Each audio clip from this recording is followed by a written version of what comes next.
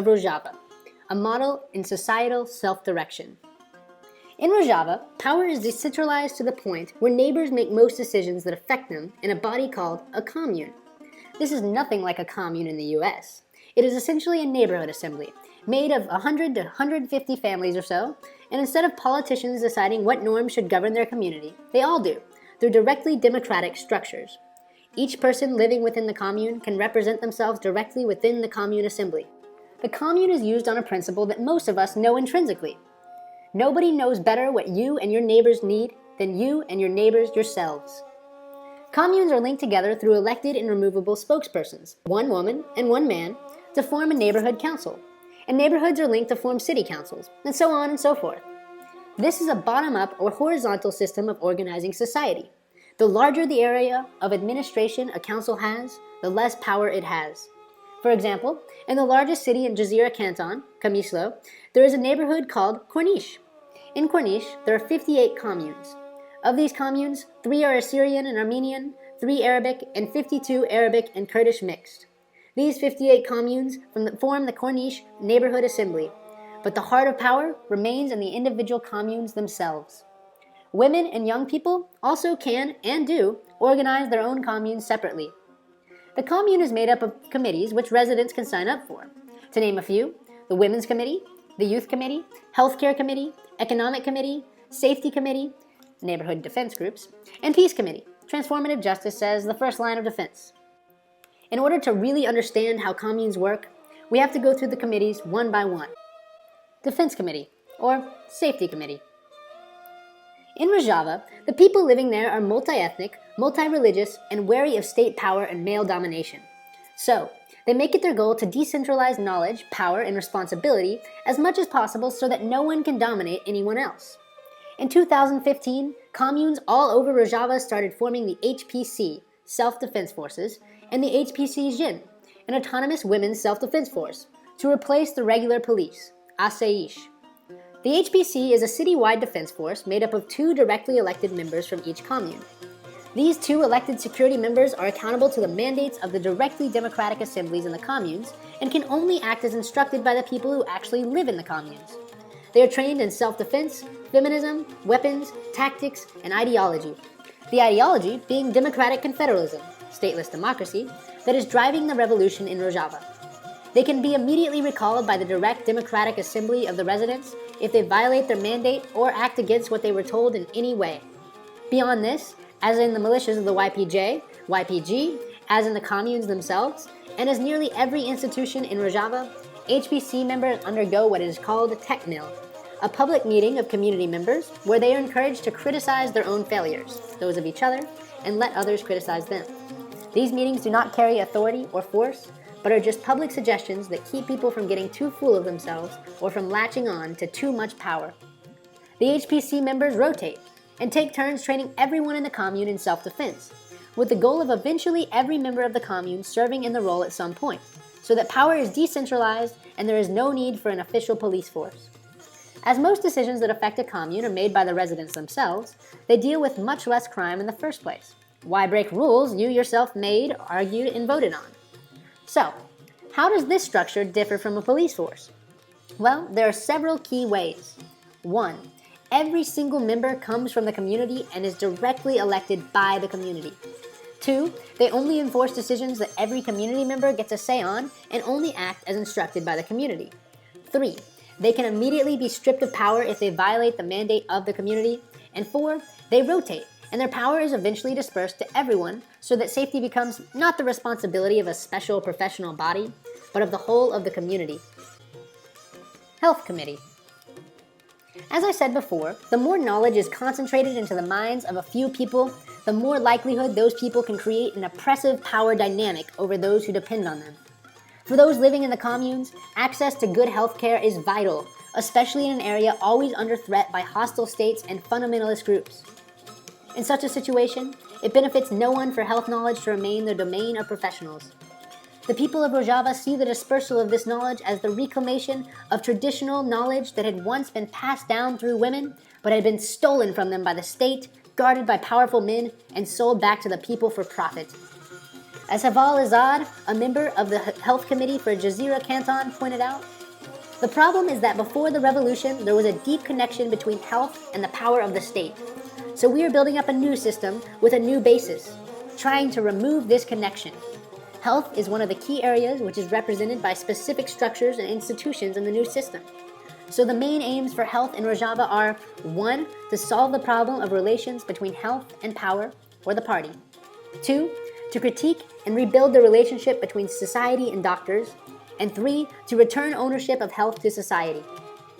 Everything is centered around self-organized committees, and if we organize around these committees, the state will disappear. So how is health, knowledge, and care decentralized at the commune level? As I said before, the goal is to decrease reliance on professionals whenever possible. To do this, each commune elects 2 heads of the health committee, 1 man, 1 woman, who are trained by doctors. These co-chairs then train every commune member who wants to learn in basic first aid and often even more advanced aid. This keeps valuable health knowledge from being centralized and allows life-saving action to be dispersed. The communal healthcare model seeks to combine the latest in medical technology and research with traditional natural medicine without discounting the value of either. In April of this year, Halanj, village near Kobani, was reported to have achieved medical autonomy through their self-organization in communes. 4 of the communes in the village, together part of the House of Communes, established a medical center for themselves and the surrounding area. The villagers chipped in what they could to buy pressure gauges, sugar testers, and other medical tools such as sterilizers and syringes to be stored in the village medical center. The role of natural medicine is encouraged by education so people can learn about their own bodies, and some communes are even coordinating excursions for gathering herbs to start to get back the wealth of the local knowledge that 5,000 years of state and patriarchal systems have attempted to destroy. From Kandil, a region in Iraq where Kurds have formed some autonomous villages, also under Democratic Confederalism, we have the example of the village of Binar, where residents volunteer to plant and harvest the sumac herb together, taking what they need for themselves and distributing the rest to relatives and neighbors. A resident, Amin Mehamed, told a journalist, "Sumac contains many healthy features. It is also used as a medicine for many health issues. It is effective against high blood pressure, it strengthens the gums, and is very beneficial for children as well. But it should be enjoyed only in healthy moderation, and not in abundance. It is also deemed a medicinal herb. It grows in almost the entire region, and it is also effective against diabetes." An important aspect that cannot be overlooked is women's health needs and the way in which women are organizing to meet them. Again, we can turn to Haval Azad. The point is to give people education, at the commune level, so that they can have the knowledge and decide for themselves. In this education, people are made to think about, for example, the consequences of having many children if you do not have any money, and what the future might be like for your children. People are thus given the chance to decide for themselves how many children they want to have. Women can use this knowledge how they would like and have easy access to birth control. The last crucial piece of the health committee is prevention of illness in the first place. Haval Azad noted how states spend tons of money on treating illnesses, but don't put the same resources into prevention. I'll close this section with her words. "The state system looks at society as if it is sick and needs to be cured, but it is the system itself that is the illness of society." The Peace and Consensus Committee. A common problem facing much of Western society, especially in suburbs sick with social isolation and atomization, is our knee-jerk response to any slight annoyance from our neighbors just to call the police instead of actually having face-to-face conversations with our neighbors. The suburbs seem to me like the antithesis of the Rojava commune. They are largely places to return to after a long day at work, maybe wave to our neighbors as we get the mail, and then rush inside to watch some mindless TV and rest before having to start the day all over again the next day. Outsourcing our conflicts to the police is the easy way out, and over time, we have forgotten how to handle things ourselves or on a communal level. Out of sight, out of mind. One phone call, and we never even have to follow up to hear whether our neighbor was locked in a cage or ground through the gears of a faceless court system. We have already talked about how rapid response to an issue is handled differently in Rojava than in most anywhere else, with elected and accountable community members rather than a professional police force. But what about justice? How would a commune take on a project like that? Are there courts in Rojava? Yes, there are courts. We could do a whole video on how these differ to American courts, but since we are focusing more locally on the communes, Suffice it to say that in Rojava, only about 1/3 of social disputes ever reach a court. Every other dispute is solved within the communes themselves through the peace and consensus committees. These have a long history in areas where Democratic Confederalism took hold, working clandestinely until the revolution. Peace and consensus committees are organized bodies in every commune, in which neighbors try to resolve disputes through consensus. They usually meet in informal places like homes, meeting houses, and the like. These committees have a dual structure. The general committees are responsible for conflicts and crimes. The women's commissions are responsible for cases of patriarchal violence, forced marriage, plural marriage, and so on. They are directly attached to the women's organization Congrea Star. In Rojava, conflicts arising from patriarchal violence are not to be judged by men. Every resident of the commune comes together to elect the 5 to 9 people who make up the committee, with at least 40% of the members required to be women. The committee members are usually those with a reputation for bringing together conflicting partners. Like the HPC, rotation is usually frequent, so everyone eventually gets the experience of peacemaking. The goal of these committees is not to focus on punishment or blame, but rather to achieve a consensus between disputants. If someone commits an action that is outside community norms, the communes seek to get to the bottom of the person's reasonings and understand the conditions that led the person to harm others. They are guided by the question, how can we eliminate the conditions causing this person to harm? Instead of, how can we harm this person who harmed others? Of course, if it turns out that the community norm a person broke no longer makes sense to the people living there, it can easily be changed thanks to the flexibility of direct democracy in the commune system. Unlike a rigid system of laws that are written by a few and imposed on the majority of people who have no say in them, the rules that govern the communes are subject to change with ease, based on the actual needs and decisions of the people affected by them. Many cases in the committees are resolved through dialogue and consensus among all parties and the committee members. But sometimes, community sanctions may need to be brought towards an individual or group. In most cases, this would mean community work, or work for the people who were hurt by their actions. There could also be a period of education related to the offense, lasting until the community members are convinced that the person is changed.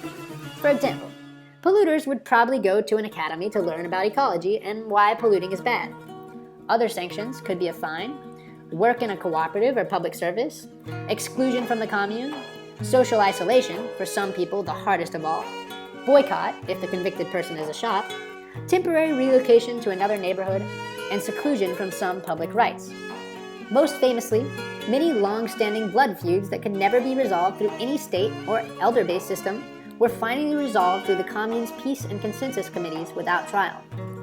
Only the worst cases or disputes that can't be solved go to anything like a traditional court, and even then, they usually go through multiple levels of mediation-based, restorative justice-driven assemblies at various levels first.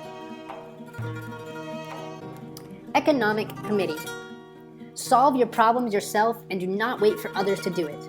Motto of Shekso village, Kamishlo countryside. A growing part of Rojava's economy is the cooperative. Cooperatives are democratically controlled by all of the participants, without control by bosses or state bureaucrats. Often in Rojava, it is participants of the communes who decide what cooperatives to open. This method might be even more representative than worker-owned cooperatives because the entire community, even beyond those who work at a business, are often affected by the decisions made by it, and here they too get a say. An economy based on participatory democracy instead of managerial feudalism encourages the consideration of factors beyond just money. A community is never going to vote to pollute their own neighborhood, for example. The current global economy allows people, especially CEOs and executives, to make the decisions that affect the lives of many, but avoid dealing with any of the consequences. The cooperative economy in Rojava is an antidote to this. I should stress that cooperatives have been much slower to develop than other structures of the revolution in Rojava.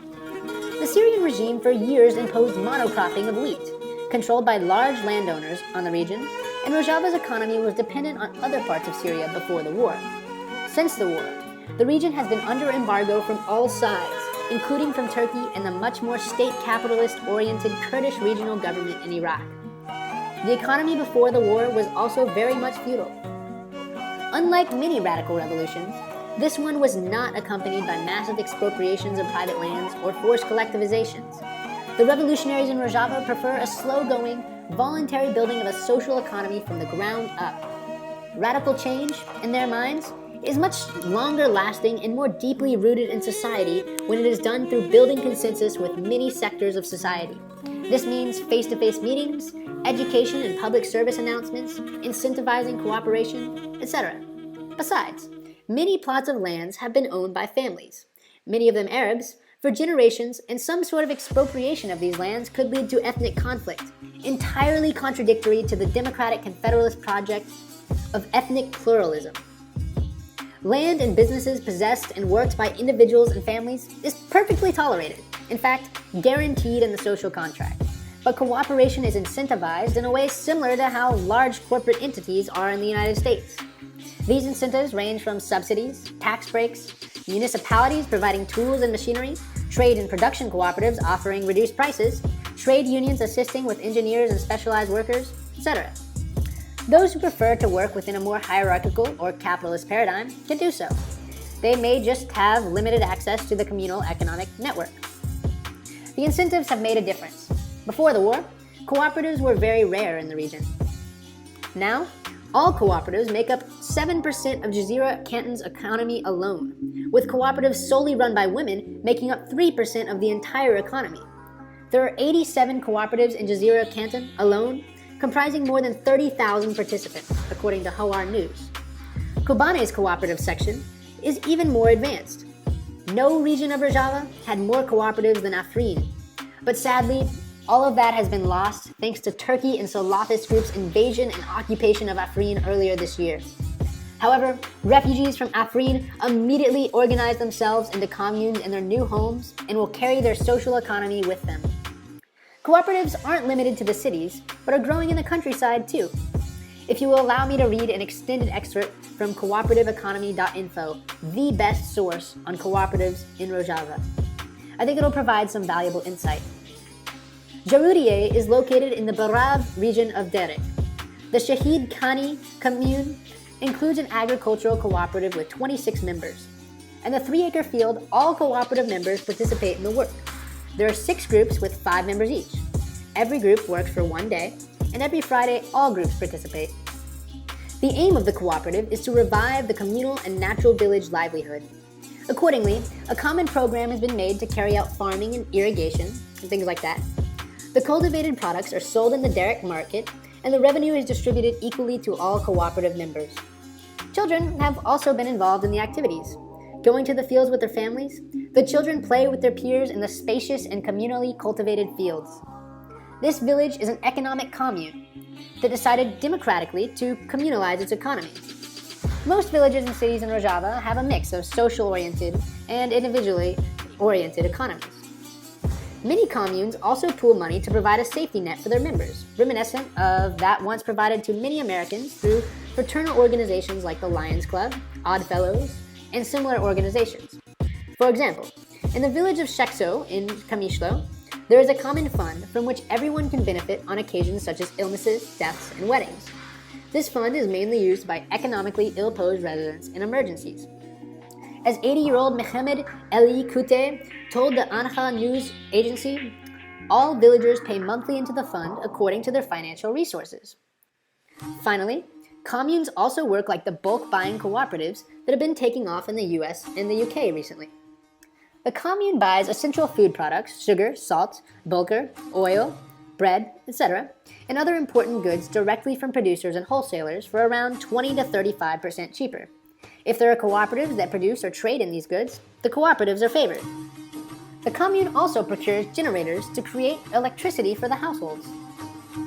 The Education Committee. The Rojava Revolution is a backlash against the hierarchical state mentality in its entirety, and one of the places this mentality is deepest embedded all over the world is in education. The Syrian regime's schools were centered on the idea of one language, one nation, one state, one flag, leaving out all ethnic groups other than Arabs, all religions other than Islam, all of their identities than those bound up with the nation-state. Schools are one of the few areas where the Syrian state retains some sort of power base in Rojava, and the regime still pays many teachers, but since people organize themselves into communes, they're starting to organize their own autonomous schools to replace the regimes. In mixed ethnicity communes, the first priority in education is to make sure that students can learn their own language and about their own cultures, while also encouraging cooperation between cultures and sharing of each other's languages. But crucially, the teachers in Rojava, often elected and sent out by the communes, are seen more as facilitators and as equals to their students. The educational philosophy associated with the radical decentralization in the communes recognizes that teachers have just as much to learn from their students as the other way around. What gets taught to students usually depends on joint processes between students, teachers, families, and civil society organizations, and can differ from commune to commune. Techmill is a part of daily and weekly life inside Rojava's autonomous schools, academies, workshops, and universities. Students are encouraged to criticize their teachers' methods in an effort to better their education and diffuse hierarchies that might grow up between teachers and students.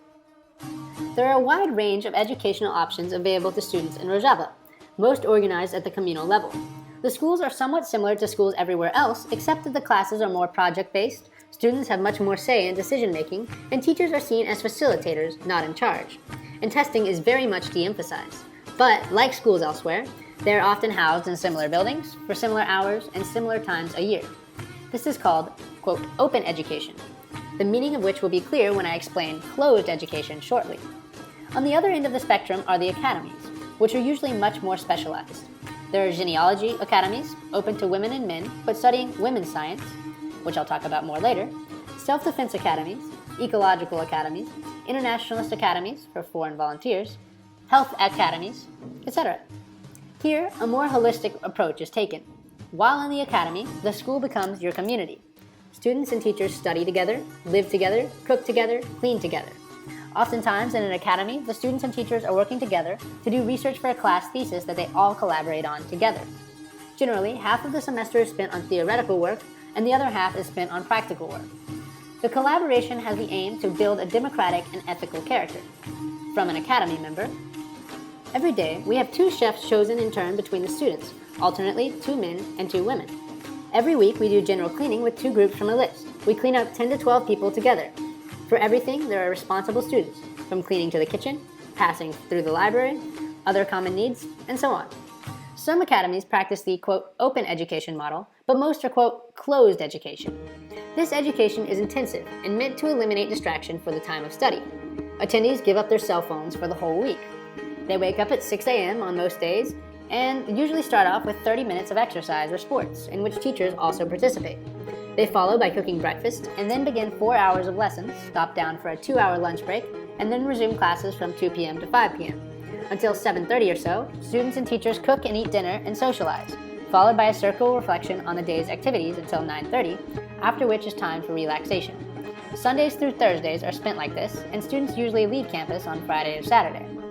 To give one concrete example, Congrès of Star has opened the Star Academy, a women's academy, in Rimmelin, where commune and assembly representatives, as well as the women in the administration of Congrès of Star, receive courses based on the specific needs and wishes of the group. The courses that are offered here give some idea of some of the more popular classes offered throughout Rojava. History of the Middle East, History of Kurdistan, Women's History, Genealogy, Economy, Law and Justice, Diplomacy, Gender Equality, Philosophy, Democratic Confederalist Philosophy, Sexism Within Society, Equality in Relationships, Regimes of Truth, that comes from Abdullah Öcalan's theories, Concepts and Analysis. In addition to schools and academies, communes and committees are always organizing workshops that people can attend on subjects like self-defense training, first aid training, driver's education, sports, cinema, cultural activities, and more. Women's committees. I've saved this topic for last because I think it is the most important to understanding the Rojava Revolution. The Women's Revolution is the central pillar of the democratic society being built in Rojava. While this is not the first time a revolution has been launched primarily by the efforts of women, no other revolution has gone farther to advance women's freedom. Throughout 20th century revolutions, women's issues were always told to wait. Socialists said that communism must be achieved before women can be free, and pushed women to the back burner. Anarchists in Spain were challenged by Mujeres Libres, an organization of anarchist women who refused to be forgotten or pushed aside, despite the substanceless lip service of the most anarchist men. These are 2 examples of very many. But unlike other radical ideologies, Democratic Confederalism has women at its very heart. Women were the first colony, and all oppression stems from the first oppression of women. If women aren't free, society cannot be free. These are central beliefs of Democratic Confederalists, and sure enough, women have played the leading role in the first Democratic Confederalist Revolution. By now, most of us have seen the often fetishized images on Western media of predominantly Kurdish, but also Arab, Chaldean, and Yazidi women taking up arms against the Islamic State. Many commentators miss the mark when they claim that these women are fighting for, quote, freedoms, more like those in the West. In fact, the women fighting in the YPJ are pushing much farther and adding groundbreaking additions to women's liberation theory and practice. I must mention that the YPJ is fully autonomous from any male structures, and that female fighters are not subject to orders from male commanders. But there are plenty of videos out there focusing on the broad-scale organization of the women's protection units, but very few focusing on the women's struggle at the communal level. Women in Rojava aren't only fighting against horrifically patriarchal militants like the Islamic State or the Salafist mercenaries backed by the Turkish state. They are fighting against the patriarchal mindset that has dominated the very societies in which they live for thousands of years, and which has even been infused into their own thought patterns. Democratic Confederalism, while centered in Rojava, northern Syria, is also being practiced in other parts of northern Iraq and southern Turkey, and in all of these places, hegemonic patriarchal ideas have encouraged honor killings, exclusion of women from the social sphere, forced marriages, child marriages, torture, and sexual violence against women. While Rojava as a whole banned all of these things as soon as the revolution began, real change happens locally, village to village, street to street, house to house. Women's committees in the commune spend much of their work going door to door and talking to women, hearing their complaints, providing historical perspective, and encouraging women to join the movement. Men are also encouraged to help in the struggle for women's freedom, to, quote, kill the dominant male, unquote, inside of them by educating themselves, listening to the women in their lives, and holding their friends accountable. As feminists were the first and most consistent to point out, patriarchy harms men too, encouraging them to suppress their emotions and to try to fit into an impossible mold of an ideal man. Men benefit from joining the fight against patriarchy by becoming more fully human with all the complexities that entails. Emotions like affection, sadness, touch, fear, and so on. Indeed, education is a massive part of daily life in Rojava, and genealogy, a social science formulated by Kurdish women, meaning the science of women in free life, is institutionalized in all schools, militia academies, HPC training, and youth groups. As I said before, the communes run on direct democracy, where any member of the commune who wants to come to a meeting can propose, discuss, debate, and vote on the policies that govern them. Just like in every meeting in Rojava, in order for a commune meeting to have quorum, at least 40% of the attendees have to be women. Also, I mentioned earlier that elected and recallable spokespersons are the mouthpieces of the decisions made by the commune in coordination with other communes and societal groups. At every level of influence, one co-chair has to be a woman and one has to be a man. According to Communes Star, the women's movement in Rojava, women now play an active role in public life, with participation rates for women in the communes averaging between 50 and 70%, and some neighborhoods reaching 100%. Even in the HPC, there is gender parity in who the commune elects to serve them. But in addition to the HPC, there is also the HPC Jin, an autonomous women's defense force also rising out of the communes, but accountable to the Women's Committee in Communes Star, the women's movement. A woman in an institution in Rojava never takes an order from a man. At the communal and municipal levels, there can often be found the Malajin, or women's houses. These are places where women can come to escape domestic violence, to bring their spouses to mediation or accountability, to spread information or learn about women's health, and to organize with other women. This is also where the Women's Own Autonomous Peace and Consensus Committee is often housed to handle cases dealing with violence against women. Women also form their own independent cooperatives and communes to increase their self-sufficiency and react to common problems and desires together. In Jazeera, local women and some of their internationalist friends have helped to build the first totally autonomous women's village, Jinwar. It is worth quoting from their construction committee at length. Quote, "At Jinwar, a woman will improve her historical and current wisdom in her own academy. She will carry out her healing methods and natural medicines in her own healing houses, and she will educate her children in her own schools. She will reclaim the knowledge and science as a woman. With genealogy, the science of women, she will develop social and scientific remediation methods and deepen her knowledge of education, art, production, ecology, economics, demography, health, history, ethics, aesthetics, and of self-defense." Jinwar, the free ecological women's village, an alternative living space to contemporary forms of society, will strengthen her sense of freedom with this level of consciousness and wisdom. Today, war and crime are ubiquitous. The war against democratic, libertarian forces that favor humanity and a diversity of beliefs and ethnicities are under attack by hegemonic powers. This social demolition hurts women and children the most. Against these policies of annihilation, it is our most sacred duty to continue to construct Xinhua. Some women, victims of war, urgently need these spaces to heal and recover. Other women, who have alternative imaginations of free women's spaces, can join this work to achieve the life they desire in Xinhua. Young girls and women will take part in the pedagogical development of the community. Using the wise methods of our mothers, who were part of history, Xinhua women will plant and harvest crops. They will raise the animals and make yogurt and cheese from their milk. Projects that are suitable for the free women's village include building a school or an academy, establishing a natural medicine center, developing a children's park, improving the use of solar energy, building an animal farm, and establishing a sewing workshop, an arts center, or a show venue. The village is open to anyone to carry them out. A call for communes everywhere. The commune model is replicable. I believe that we can organize similar structures right here in the United States, in Europe, Africa, Latin America, and Asia too. Not only do I believe we can organize similar structures, but I believe we have no choice. The isolation endemic to our society, the mass shootings, the ecological catastrophes wrought by economies focused on endless growth instead of scaled down to the local level and based on sustainability, makes the formation of autonomous communities a necessity. But there are no shortcuts here. We can't just tick a box on a voting machine. We can't ask a politician to build this for us or put our faith in historical inevitability or individualistic lifestyle choices. There is no substitute for the work, the really hard work. But I can promise you, the work we have to do now to organize ourselves will be much easier than the cleanup work required to make our homes and our planet inhabitable again after we push the community building work aside until the next global catastrophe. The Rojava communities built up the groundwork for these structures over the course of years through face-to-face, street-to-street, house-to-house meetings. They did this almost entirely clandestinely at first, but still managed to include as many people and ideas as possible and avoid becoming a vanguard-like authoritarian group of professional social engineers. They worked, they played, they worked some more, and they kept their eyes out for an opportune moment to go public. They seized a moment when the Syrian regime had largely fled their neighborhoods to focus on the war in the south of the country, and so there was a vacuum to be filled. They had done the hard work, so when the vacuum needed to be filled, they had the structures in place to fill it. Most importantly, they made their work fun. They danced, they sang, they played, they laughed, all throughout the entire process. They didn't get bogged down in meetings more than they had to, but they got serious when the times demanded it. The communes made these alternative lives together possible because people have built direct democracy in their neighborhoods.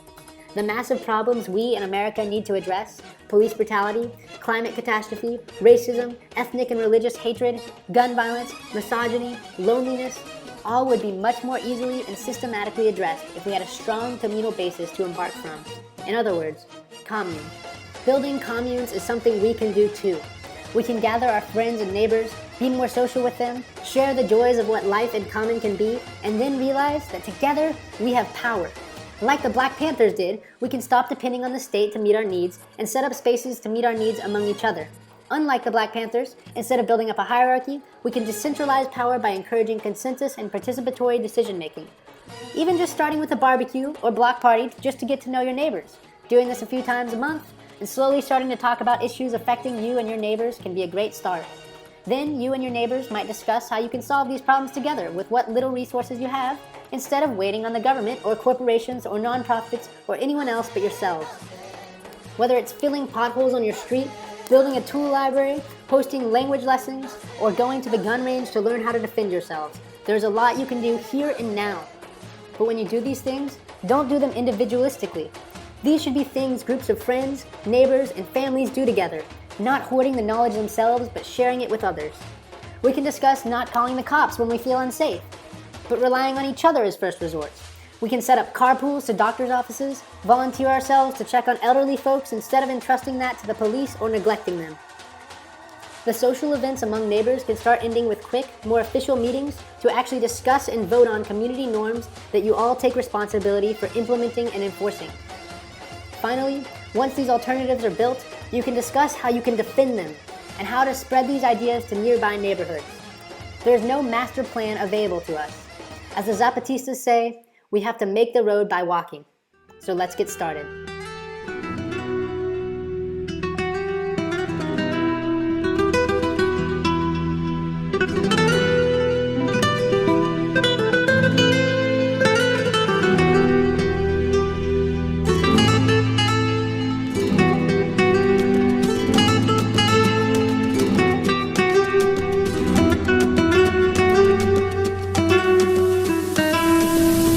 بياني زو هتاركي روم لو بلا چاو بلا چاو بلا چاو چاو چاو اسمان گشبو حوريكي رشاد دجمن قمار